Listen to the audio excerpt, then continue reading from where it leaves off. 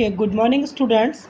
Today we will do chapter 2 microorganisms for 8th standard, or our topic is that food preservation. What is food preservation? तो आज हम पढ़ेंगे food preservation के बाद. As you know that at the name of the topic के name से ही हम समझ सकते हैं कि preserve in the first chapter we have already discussed about that कि पहले चैप्टर में ही हम पढ़ चुके थे कि फूड प्रिजर्वेशन क्या होता है. किसी चीज़ को सुरक्षित करना है ना. एंड स्टोर फूड को कैसे स्टोर कर सकते हैं. फूड ग्रेन्स अनाज वगैरह, जब हमारे अनाज वगैरह होते हैं उनको सुरक्षित स्थानों पर ड्राई प्लेस पर रखते हैं हम. How do we prepare cooked food. अब हम एट होम जो हम प्रिजर्व कर देंगे, जो फूड हम कुकड करते हैं उसको कैसे प्रिजर्व करेंगे बने हुए खाने को, वो ही हम इसमें डिस्कस करने वाले हैं. You know that bread left unused under moist condition is attacked by the fungus. जो ब्रेड हम अपने घर पर बाय कर लाते हैं तो after some time you can see that in the between या in inner layer of the bread there are a browny or greasy colored layer stucked. तो वहाँ पर क्या होती है, भूरे कलर की परत जम जाती, that is called the fungus. वो क्या होती, फंगस होती. तो वो क्या होती है, एक माइक्रो ऑर्गेनिज्म होती है जो हमें क्या करती, बहुत ही हमारे लिए क्या होती, बहुत ही नुकसानदायक होती, हार्मफुल होती.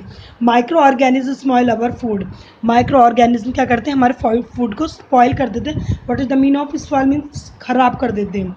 Spoiled food emits bad smell, उसके अंदर से बैड स्मेल आती. And had a bad taste and changed colour, उसका टेस्ट बहुत ख़राब कर देते हैं और उसका कलर भी चेंज हो जाता. फूड का कलर भी चेंज हो जाएगा. कभी कभी आपने देखा होगा स्टूडेंट्स, सब आप यू हैव टू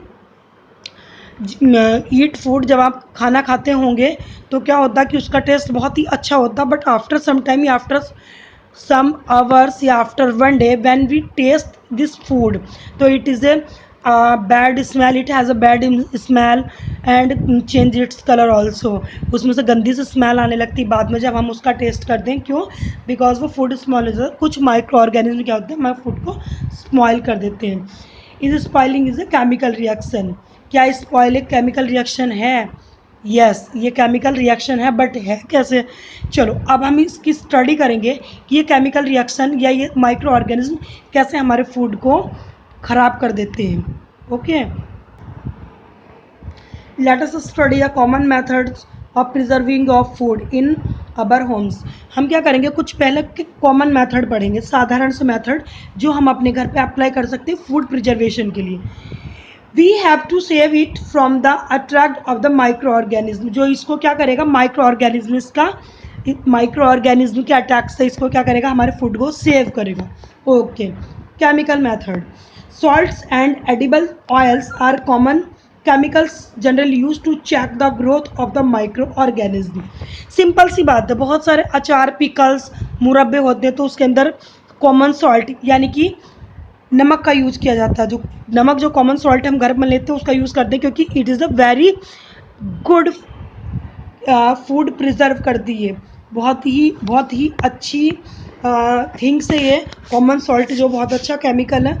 ये क्या करता है कि हमारे जो फूड को क्या करता है, माइक्रो ऑर्गेनिज्म ग्रोथ के लिए रोकता. और एडिबल ऑयल, जैसे हम देखते हैं जो पिकल्स होते हैं हमारे, उसको लंबे टाइम तक रोकने के लिए उसमें हम तेल का इस्तेमाल कर दें. तेल भी क्या है, एक अच्छा फूड प्रिजर्वेशन माना जाता है. Therefore they are called the preservatives. इनको प्रिजर्वेटिव्स कहते हैं जो फूड को लाइफ टाइम के लिए प्रिजर्व कर दें. वी एड सॉल्ट और acid preservatives to pickles to prevent attack of micro organism. हम बहुत सारे एसिड्स और सॉल्ट का यूज़ करते हैं, किसको, उसको अचार और मुरब्बों को लंबे टाइम तक सही रखने के लिए. Sodium benzoate and the sodium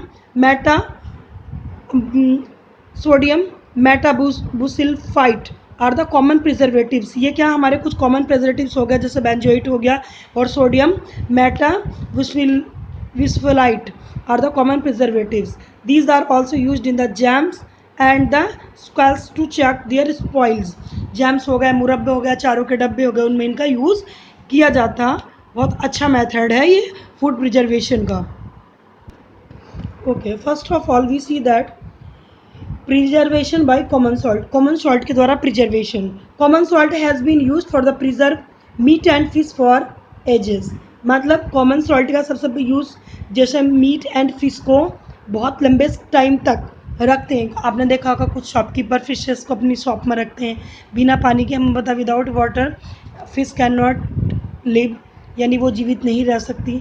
but क्या करते हैं वो इसके ऊपर कॉमन सॉल्ट का यूज़ करते हैं, उसको कवर करते हैं उसकी बॉडी को, ताकि वो ख़राब ना होए।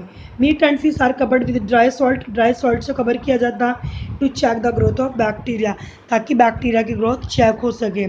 Salting is also use as the preserve amla preserve amla, raw mangoes, turmeric etcetera.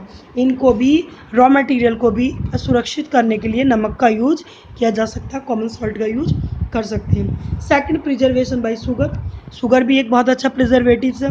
Jams, jellies and squashes are the preserve by the sugar. इनको शुगर के द्वारा, जितने जैम, जितने मुरब्बे हो गए आपके, है ना, और टीन जो होगा, टीन के जो डिब्बे होते हैं उनमें बहुत सारी चीज़ें आपकी आती हैं अंदर।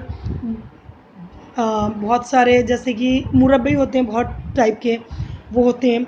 Sugar reduce the moisture, sugar उनका क्या कर लेती है, मॉइस्चर ख़त्म कर देती है, moisture contain, which inhabits the growth of the bacteria which is spoil food. और उन बैक्टीरिया की ग्रोथ को रोक देती है जो फूड को स्पॉइल करते हैं। Next, preservation by oil and vinegar. ये भी बहुत अच्छे प्रिजर्वेटिव्स, ऑयल के बारे में हम पढ़ ही चुके हैं। Use of oil and vinegar, vinegar मतलब गाँव में इसको बोलते हैं सिरका। विनेगर आपने सुना होगा, चाउमीन बर्गर वगैरह में इनका यूज करते हैं। Preservatives spoils of pickle because bacteria can not be live in such as the environment. ये प्रिजर्वेटिव्स इतने अच्छे प्रिजर्वेटिव्स अगर इनका यूज़ करते हैं तो जो इन्वायरमेंट में बैक्टीरिया होते हैं उसको क्या हो जाते हैं, वो किल हो जाते हैं। पिकल्स के आसपास के इन्वायरमेंट में जो बैक्टीरिया होते हैं। Vegetables, fruit, fish and meat are often preserved by this method.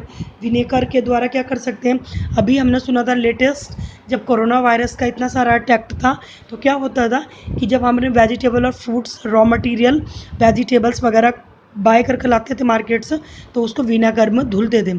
अगर पानी के अंदर, वाटर के अंदर कुछ विनेगर की ड्रॉप्स डाल ली जाए तो उससे क्या, वो जम्स फ्री हो जाते हैं जो हमारी वेजिटेबल फ्रूट्स। तो विनेगर बहुत अच्छा प्रिजर्वेटिव है बैक्टीरिया को किल करने के लिए। Next, heat and cold temperature. Temperature का भी बहुत बड़ा इफेक्ट है, sorry, heat and cold treatments. Heat and cold का ट्रीटमेंट्स यानी सर्दी गर्मी से कैसे हो सकता है। You must have observe your mother boiling milk. हमने देखा होगा कि हमारे घर में जो मिल्क आता है हम सबसे पहले उसको क्या करते हैं, बॉईल करते हैं before it is stored in use करने से पहले उसको बॉईल करके स्टोर करते हैं। Boiling kills many micro organism. Boil करने से दूध के बहुत सारे जो माइक्रो ऑर्गेनिज्म होते हैं उसमें वो क्या हो जाते हैं, किल हो जाते हैं, मर जाते हैं। एंड दैट द जब ये बैक्टीरिया क्या होते हैं वो किल हो जाते हैं तो उसको हम पॉस्चराइजेशन कहते हैं। पॉस्चराइज्ड मिल्क, पॉस्चराइज्ड मतलब जो हमने उबाल लिया स्टोर करने के लिए। Milk can be consumed without boiling as it is free from the harmful microbes. मतलब पॉस्चराइज्ड जो मिल्क होता वो क्या होता, अगर हम किसी भी मिल्क को नहीं उबालते, बिना उबाले उसको यूज़ करेंगे तो क्या होगा, उसके अंदर जो हार्मफुल बैक्टीरिया होते हैं हमारी बॉडी को इफेक्ट करते हैं। The milk is heated about 70 degree Celsius for 15 to 30 seconds. 70 degree पे इसको बॉयल करते हैं 15 to 30 सेकेंड के लिए, and then suddenly chilled and store. उसके बाद हम उसको सडनली ठंडा कर लेते हैं और उसको स्टोर कर दें। By doing so it preserve the growth of microbes. जो माइक्रोबीज जो सूक्ष्म परजीव जीव, माइक्रो ऑर्गेनिज्म यानी सूक्ष्म जो हमारे जीव होते हैं, तो ये उसकी ग्रोथ को क्या कर देता, रोक देता, उसकी बैक्टीरिया को, हार्मफुल बैक्टीरिया को किल कर देता। This process was discovered by the Lewis pasture, very important. ये लुईस पास्चर ने, साइंटिस्ट ने इसका इन्वेंशन किया था। इस प्रोसेस को मतलब कि अपने उसमें लाए थे, इस प्रोसेस को इन्वेंटेड किया था उन्होंने। It is called the pasteurisation. तो उन्हीं के नाम पर, लुईस पास्चर के नाम पर इसको नेम दे दिया गया पॉस्चराइजेशन। यानी कि मिल्क को बॉयल करके ठंडा करने के बाद स्टोर करते हैं, it is called the pasteurisation. Okay. Next, storage and packing. किसी भी चीज़ को स्टोर करने के लिए उसकी पैकिंग बहुत ज़रूरी होती है। विदाउट पैकिंग के, जैसे आपने देखा होगा चिप्स कुरकुरे वगैरह को क्या करते हैं, वो अच्छे से पैकेजिंग करते हैं बिना पैकेजिंग के। जैसे कि क्या होता है, उसको ओपन रख देते हैं हम, तो इन्वायरमेंट में जो मॉइस्चर कंटेन होता है मॉइस्चर लेते हैं और उसका जो क्रंची जो टेस्ट होता है वो फिनिश हो जाता है और वो फिर खाने के लिए भी अच्छे नहीं होते। These days dirty fruits and even dry fruits and even vegetables are sold in the sealed airtight package to prevent the attack of the microorganism। और आजकल क्या होता है, जो फ्रूट्स रॉ मटेरियल्स हैं या ड्राई फ्रूट्स वगैरह होते हैं वो हमारे वो भी अच्छे पैकेजिंग में आते हैं, या वेजिटेबल्स हो गई टाइट एयर कंटेनर मतलब एयर टाइट जो बॉक्स होते हैं उसके अंदर उनको पैकेज किया जाता है ताकि वो माइक्रो ऑर्गेनिज्म उसको प्रिजर्व किया जा सके आराम विद द ठीक